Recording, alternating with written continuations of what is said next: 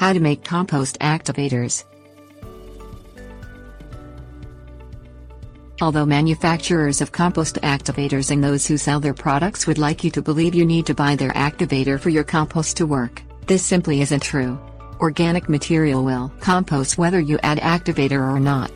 Of course, activators may speed the process, but there are other natural materials you can use that work just as well and are absolutely free.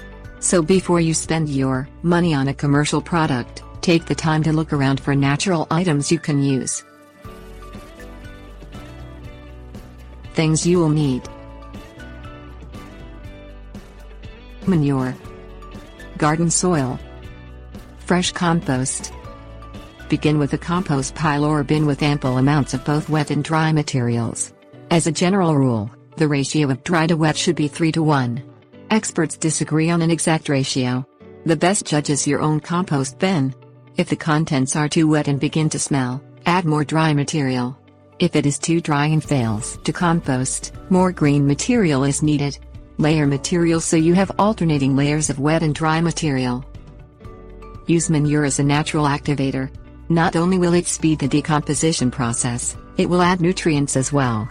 Use care to add plenty of dry ingredients like leaves, dried twigs and shredded wood to keep the pile active and prevent the pile from becoming too wet. Sprinkle ordinary garden soil between layers of your pile. Healthy soil is teeming with microbes needed for your compost to break down into soil. Take advantage of its natural ability to activate your compost pile.